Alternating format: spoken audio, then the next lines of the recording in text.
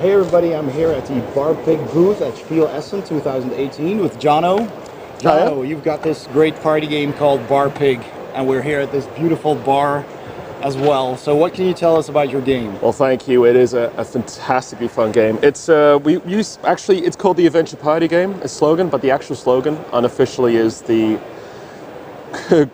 game of social group humiliation with a vindictive revenge system. Oh, that's nice. It's a mouthful. I have to think about it every time. It basically gets you to pitch each other up to challenge, to do silly little activities in a group and stuff like that, and they always have repercussions, but you have item cards you amass during the game which you can throw in to alleviate the negative effects of those repercussions. Okay. Should I just explain how the game's played? Yeah, sure. All right, cool. So on the table just like that? Cool. Well, for starters, it's simple enough that the rules fit on one double-sided card, so that's it. That's a bonus. That's handy. Every player has a level card to make competitive, of course. Yeah, like that. There you go.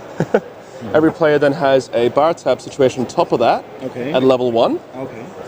And then every player gets a character card, one of the 10, chosen at random. So if you do the honors.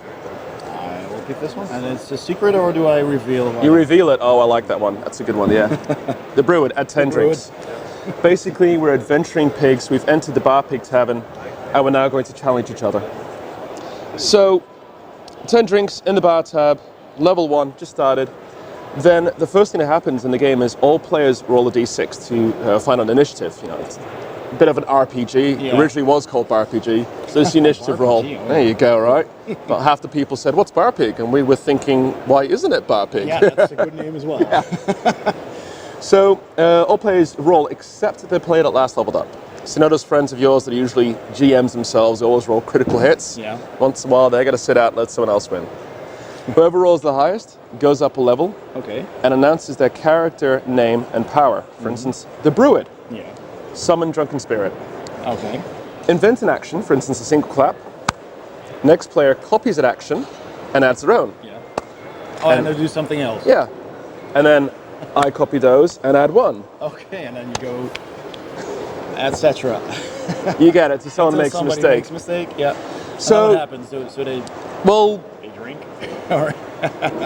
You could do that in drinking version. It's a dry game. There is no drinking involved in BaRPiG. Okay, good. But yeah, there are penalties to that. But this is like, actually the Brewed's a very good example of how silly and how almost cerebral BaRPiG can get. Because some of the other characters, like the Pale Elden, for instance, think of a monster or a villain. Give me a monster or a villain. So Morcar. Morcar. Then we'll have to... Of Hero Quest, perhaps. If you have ever played No, I have played Hero Quest, but I never... not well, that much. was Morcar. Classic. Our friend Michiel plays Hero Quest. He probably knows well. Yes. So then we would all have to explain why we are not that character. And I would obviously lose because I wouldn't know the first thing about it, unfortunately. Oh, okay. But then we all vote on the worst explanation. So then you have repercussions to that as well. And they get really silly as well. Like my favorite, pull it out, or the Porcerer, imitate an animal. Barbarian, explain how you're going to siege a castle or another structure using objects in the room you highlight. This is my favorite, the Jamonk. You choose an object in the room that's blessed. All other players must then touch the object. Last to touch it loses. Oh boy. And it could be charging towards that object. It could be on the table. Or like yesterday, someone said that pillar over there, and it was legging it through the crowds of Essen. Wow. So there are 10 characters like that. You've asked what happens if you lose. Well, first of all, you lose drink points from your bar tab, and that's like a resource here. So you slide that down. Okay. And second of all, you always lose a server point. And that's when you slide your bar tab this way over. Okay. And there you have a damage system, server points. That's handy. It's like a character sheet of 3 cards. Yeah. If you lose too many, -4, you're blackout drunk, as we call it. Yeah. You get sent back to level 1, you change your character, you lose all your items. Kind of like that bad night, you wake up, you're thinking, where am I? Who am I? Where's my phone? Happened? Yeah, what happened, you know? So you're still in the game, because the thing about BaRPiG is it involves all the players every round and all the challenges, so everyone is still in there. No one will lose, someone will win. You're just going to make sure that you win. Okay, cool. But now you're thinking, right? Sorry, I'm going to interrupt a little bit. Well, I was thinking, actually, I was thinking about you've announced an expansion for BaRPiG as well. Yeah. So what can you tell me about that? Well, the fun thing about the expansion is we were looking at how we could do more. We have 10 characters now. We have item cards as well, which you exchange the drink points to get the item cards, and you can throw them in to change a dice roll, to seal turns, to recover damage and stuff. People are asking, want a few more items, want no more characters. We looked at this, and we promised our Kickstarter back as an expansion. Eventually we thought, why don't we just simply make a standalone? Better yet, why don't we make the standalone the darker side of BaRPiG? And driving back from UK Games Expo, we had some ideas what it would be like, and Phil came up with the best, Phil's partner in life, crime and hobbies, came up with the best slogan ever. When the good pigs are away, the bad pigs break into play. Okay. So all the characters, we have 10, secretly 11, new characters lined up for BaRPiG after hours. Yeah. They're all antitheses of the current characters. So like, hang on, can I get it here? Yeah, sure. 1 second. Oh, lean off screen here. Yeah. Cheeky artwork. Oh, really nice. That's some initial drawings from Frederick, our artist Frederick van der Bunt. So for instance, the Porcerer, the Porcerer medium. Okay. There you go, yeah. They're all puns, did you notice? Yeah. Oh, yeah. Is the evil older sister of the Porcerer. Yeah. And she's angry because she's never the pretty one, you know? Yeah.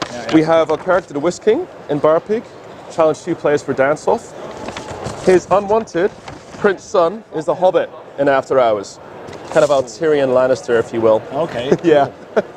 So, it's super exciting. We basically made a BaRPiG version 2.0, but you combine it with the original BaRPiG. You can either deck build, you can throw them together, or you can play on your own. Cool. So it's really fun. We've got a demo copy here, which is we're kind of play testing with people, trying out through the ropes and stuff, playing it by itself, combining it with the decks.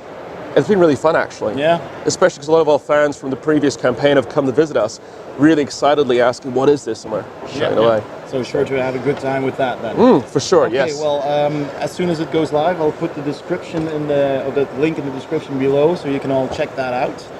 And yeah, there you go. So you can check out Organized. BaRPiG. Yeah. Thank you very much for your explanation and your preview, and good luck at Spiel. Thanks so much, And Raymond. we'll see you next time. Awesome. See you later. Bye. If you enjoyed this video, please hit the like button below and don't forget to subscribe for more videos. Thanks for watching and see you next time on Board Game Heaven.